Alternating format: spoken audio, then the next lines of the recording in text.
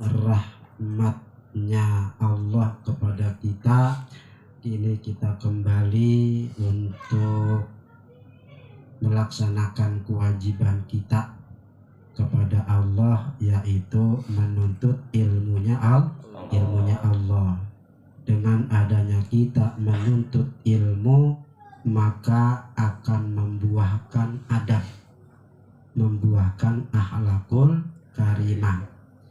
Yang terpenting kita ingat bahwa orang yang menuntut ilmu itu sebetulnya ada 3 tahapan. Dalam satu pakola dikatakan, man ta'allama shibron takabbara, wa man ta'allama shibrain tawadu'a, wa man ta'allama thalathata asbar adroka annahu lam yata'allam syai'a. Tahapan pertama bagi orang yang menuntut ilmu, kata sebagian ulama, man ta'allama shibron takabbar, barang siapa yang baru belajar 1 jengkal, takabbaro, biasanya akan menumbuhkan kesombongan. Orang yang baru belajar sedikit itu biasanya tumbuh tuh kesombongan, padahal ilmunya baru masuk, baru dapat, merasa dah waktu belum belajar kosong. Tapi begitu belajar baru sejengkal, udah merasa ilmunya banyak yang masuk, timbul deh tuh kesombongan, belagu. Kayak orang belajar silat, belajar karate, baru dapat 1 jurus, hafal dah tuh 1 jurus, udah lagunya sengkek, jalan kemana-mana betantang betenteng, pengen banget ada yang ngaruh-ngaruhin, pengen banget ada yang bikin gara-gara. Gua centang nih, gua kan udah belajar silat ya, baru 1 jurus, kan begitu. Coba aja tanya sama orang-orang yang pada belajar bela diri, baru kalau tahapan pertama orang yang belajar karate itu sabuknya sabuk apa? Putih ya, petantang betenteng kan lagunya. Iya, jalan dadanya dibusung-busungin, mata pralak-prolok. Kalau lihat orang, dia kepengen tuh orang kepancing. Kalau kepancing kan marah. Gua belajar karate, ya elah baru 1 jengkal. Orang yang punya ilmu agama pun sama, baru dapat sedikit udah berani nyalain orang. Baca kitab baru 2 lembar udah berani dah bikin-bikin, itu mah bid'ah, itu mah gak ada ajaran. Dari mana tuh ajarannya? Baru belajar 2 lembar udah belagu. Itu tahapan pertama tuh. Ya, man ta'allama shibron takabbara, orang yang belajar baru 1 jengkal ilmu, takabbara, biasanya timbul kesombongan. Itu tahapan pertama itu. Tahapan yang kedua, waman ta'allama shibrain tawadu'a, Barang siapa yang belajar udah 2 jengkal, tawadhu'a umumnya akan tumbuh sifat rendah diri, sifat tawadhu. Sebab dengan ilmunya itu akan tumbuh kerendah dirian, akan tumbuh ketawadhuan, karena ilmunya sudah banyak, tapi belum merasa banyak. Semakin dia berisi, maka semakin dia tawadhu. Artinya tidak terpengaruh ya dengan ilmu yang sedikit atau banyak. Jangan tertipu dengan ilmu yang sedikit. Justru malah yang menjadi patokan ilmunya seseorang itu adalah ketawaduan. Orang kalau udah tawadhu, ketahuan tuh, berarti ilmunya banyak. Padi, kenal padi? Kalau berisi dia nunduk ya. Itu kan ibarat itu. Kalau belum berisi dia jecang begitu karena masih kopong. Tapi lama-lama itu gabah berisi sama beras. Nunduk ilmunya udah ada, berat bawa ilmu, dia nunduk. Jangan sampai ada yang salah. Artinya orang yang tawadhu itu menandakan ilmunya banyak, maka tidak mudah untuk memberikan nasihat.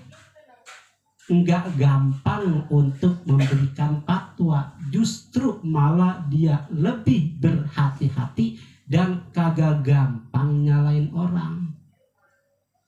Ada orang alim melihat orang sembahyang begini begitu disalahin, kagak, mungkin tahu ini menurut madhab ini menurut madhab ini. Kalau ulama alim kan begitu. Coba kalau umpamanya model kayak kita, baru nguasain satu madhab, ngelihat orang sembahyang modelnya madhab lain, habis kita gentak. Dari mana lu ajarannya? Kan begitu. Tapi kalau orang yang udah nguasain, dia paham. Contoh, kalau Imam Syafi'i, contoh doang. Begitu takbir, angkat kedua tangan, telapak tangannya menghadap ke kiblat, merenggangkan jarinya, tidak terlalu renggang, enggak begini, tapi begini.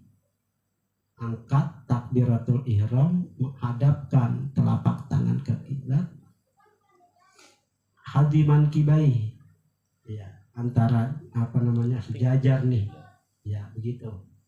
Allahu Akbar. Namanya gini, pergelangan yang atas kanan. Ya kan, itu kan Imam Syafi'i. Kita paham, kita ketahui. Itu Imam Syafi'i begini. Lihat orang takbir, Allahu Akbar, ngampleh. Habis sholat kita tegur, ajaran dari mana itu? Sembahyang tangan pakai ngampleh, nih begini yang benar. Lah, itu kan cuma sunnah. Sunnahnya sunnah hayat. Apabila kita sedekap, ibadah kita jadi cakep. Imam Syafi'i, kalau Imam Malik Allahu Akbar ngampleh, enggak begini. Kalau begini dianggap batal karena merasa dirinya masih punya kekuatan. Ngampleh Imam Malik. Lah kan yang namanya Imam Syafi'i, Imam Malik, Imam Ahmad bin Ambal, Imam Hanafi, selagi itu tata cara sholat tidak keluar dari koridor 4 madhab ahlu sunnah wal jamaah, bener. Kita jangan menyala-nyalain aja. Itu kalau orang yang baru belajar sedikit kan begitu, udah berani nyala-nyalain orang kan. Tapi kalau orang yang belajarnya udah 2 jengkal, artinya ilmunya banyak, dia mengerti madhab ini, dia mah diam aja. Oh mungkin ada ininya kali, oh ini ada ininya, begitu.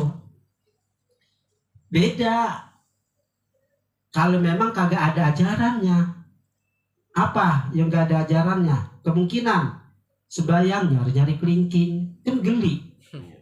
Itunya nyari kelingking kita injek-injek. Iya, katanya kan suruh rapat, iya kan? Dan kita suruh rapat. Kalau yang namanya sholat, jarak kaki kanan kaki kiri cukup 2 kepel. Kanan kiri. Itu ya. Jangan sampai 4 kepel, 5 kepel, itu namanya mengkang. Lah itu kalau orang yang begitu tuh biasanya kan sembayangnya mengkang, pakai celananya rada tinggi dah di atas mata kaki. Begitu lagi sholat, kelingking kita didek-udek, ya kan? Lah kita geser itu kaki kita, mungkinan mengkang. Katanya biar katanya setan kagak masuk. Iya benar, kagak setan kagak masuk, tapi takutnya biji koronnya ditaplok. Itu aja udah. Ulama-ulama kita emang ada sebenarnya mengkang, kagak. Jarak kaki kanan kaki kiri cukup 2 kepel. Nggak ada sembahyang mengkang. Tapi biasanya kalau orang sembahyang mengkang itu 1 paket ya. Paketnya begini nih. 1 paket itu. Sama mengkang, sama tinggi itu celananya, tinggal 1 paket itu. Udah begini aja. Mana niatnya? Wah, enak banget ya. Apa susahnya angkat tangan? Kalau mana berat banget. Nanggapin duit aja enak, masa takbir aja kagak mau. Enggak ada orang yang begini. Nabi ngajarin begini. Tuh, di atas pusat, di bawah dada, ambil tangan kiri, pakai tangan kanan, cekelin. Kemudian tekep di dalamin kanan, dia hati bagian kiri. Kalau caranya begini aja nggak apa-apa, kan kesunahan, kan ada ayat. Kalau kita sholat kan jadi cakep. Iya. Jadi kita kembali, kalau orang yang ilmunya banyak, orang sholat model kayak apa aja, ya antepin. Kalau memang nggak ada yang sesuai dengan 4 mazhab, orang alim, bodo amat, itu mau urusan dia. Yang penting dia sudah menjelaskan kepada umatnya tata cara sholat menurut Imam Syafi'i begini. Tapi kalau umpamanya ulama-ulama kita mengajarkan bagaimana tata cara sholat menurut mazhab Imam Syafi'i, pakai. Adapun ngerti tentang mazhab yang lain, jangan dibawa kemari. Masa dibawa kemari? Iya kan mazhab kita Indonesia, mazhab Imam Syafi'i. Ya. Bismillahirrahmanirrahim. Alhamdulillahirabbil alamin. Ada bismillahnya. Kalau memang jahar. Kalau memang sir, ya bismillahnya pelan. Al-Fatihah juga pelan kan, zuhur asar. Tapi kalau biar maghrib, Allahu Akbar, alhamdulillahirabbil alamin, berontak. Lah bismillahnya mana? Ya walaupun itu ajaran benar, menurut imam-imam yang lain, bismillahnya sir, bacaan jahar, bacaan Fatihah jahar. Ada. Ya, seperti Imam Malik, Imam Ahmad bin Hanbal. Tapi kalau Imam Syafi'i ketika jahar, bismillahnya jahar. Ketika sir, bismillahnya sir. Jangan dibalik. Iya. Memang ketahuan tinggal di Indonesia pakai lagu ngikutin Arab Saudi. Bismillahirrahmanirrahim. Enggak pakai bismillah ya. Alhamdulillahirabbil alamin. Kata jamaah kok enggak baca bismillah. Udah tadi bismillahnya pelan. Ngapa dibawa-bawa? Enggak ada. Ulama sealim apapun kalau Indonesia bermadzhab Imam Syafi'i, tata sholat Imam Syafi'i. Walaupun enggak disalahin, tapi jangan. Iya, gitu kan?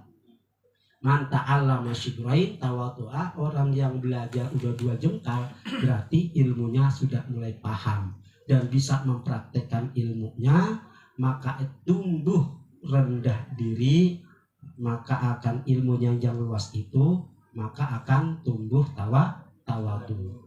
Wa man ta'allama salatata asbar, barang siapa yang belajar udah 3 jengkal. Udah 3 jengkal berarti jauh dah. Iya, adroka annahu lam yata'allam syai'a. dia akan sadar bahwa dirinya itu belum tahu apa-apa. Semakin dia belajar, semakin tahu, semakin sadar. Berarti kalau begitu banyak yang saya kagak tahu. Ya begitu, ya benar. Imam Syafi'i kan mengatakan, "Kullamazdatu ilman izdatu bijahli." Semakin aku tambah ilmu, semakin aku bodoh. Kata Imam Syafi'i. Semakin ilmunya bertambah, semakin bodoh. Sebab ketika belum bertambah, kan masih ada lagi tambahan. Bertambah lagi, ya berarti semakin bodoh. Semakin banyak, semakin bodoh. Semakin ilmu didapat, berarti semakin banyak yang dia kagak tahu. Begitu. Ini kagak. Semakin tambah ilmu, semakin pinter. Enggak ada. Maka kadang-kadang orang yang udah punya ilmu timbul kesombongan. Padahal dalam Al-Quran, wa fauqa kulli dzi ilmin alim. Di atas orang-orang yang punya ilmu ada yang lebih berilmu. Ada orang alim, ada di atasnya yang lebih alim. Yang lebih alim kagak boleh sombong, sebab di atas yang orang lebih alim ada lagi yang lebih alim. Seperti langit. Langit pertama tinggi. Langit pertama enggak sombong karena ketinggiannya dari bumi, karena di atas dirinya ada lagi langit kedua. Langit kedua enggak sombong karena di atas langit kedua ada langit ketiga. Itu artinya mengajarkan kita supaya tetap tawadhu, rendah hati. Itu orang yang belajar seperti itu. Jadi yang namanya ukuran banyaknya ilmu bukan banyak ngoceh. Paham ya? Ukuran banyaknya ilmu bukan banyak ngomong, tetapi tawadhu. Sebab yang namanya tawadhu itu adalah buahnya ilmu yang banyak dan manfaat. Ya sekarang kalau orang berilmu kagak tawadhu, ya buat apaan? Dikatakan orang bodoh. Orang bodoh tapi adabnya luar biasa. Pasti orang katakan dia orang pintar itu. Lihat aja adabnya. Ya, kalau orang pintar kan udah pasti belajar adab, tapi kagak dipakai. Udah. Jadi seperti itu. Ya. Jangan berkawan kepada orang-orang yang tidak menunjukkan kepada kita kebaikan.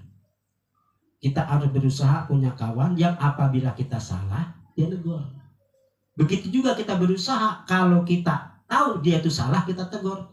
Jadi saling nasihat, menasehati, wa tawasau bil haq, wa tawasau bis sabr. Saling berwasiat ya pada yang hak dan berwasiat berpesan kepada kesabaran. Wa ta'awanu 'alal birri wat taqwa. Tolong menolong dalam kebaikan, tolong menolong dalam ketakwaan. Makanya yang terpenting buat kita adalah ilmu. Dengan ilmu yang manfaat akan tumbuh buahnya. Apa buahnya? Tawadhu, rendah hati. Jangan betantang betenteng. Ya, ilmu baru sedikit udah sok banget rumahnya. Iya, masih ada lagi. Makanya kalau di mana-mana kita ngaji, kita pintar tahlil. Baru pintar tahlil, ya kita nyebrang ke daerah mana-mana biasa aja. Kalau disuruh jangan mau. Ngapa? Ya namanya tahlil kan orang macam-macam ya. Lah iya. Kalau kita kan tahlil biasa begini ya. Tapi jangankan di sini daerah Bintaro seberang aja tahlil udah beda. Iya. Wah, di kampung gua tukang tahlil. Gua duduk paling depan, ngarah disuruh tahlil. Begitu suruh tahlil beda. Lah orang pada bingung orang situ. Lah kok begitu tahlilnya? Ya walaupun urusan tahlil. Iya. Jadi yang jelas bahwa diri kita dengan ilmu yang kita miliki akan menumbuhkan sifat tawadhu. Ya mudah-mudahan ada manfaatnya. Al-Fatihah.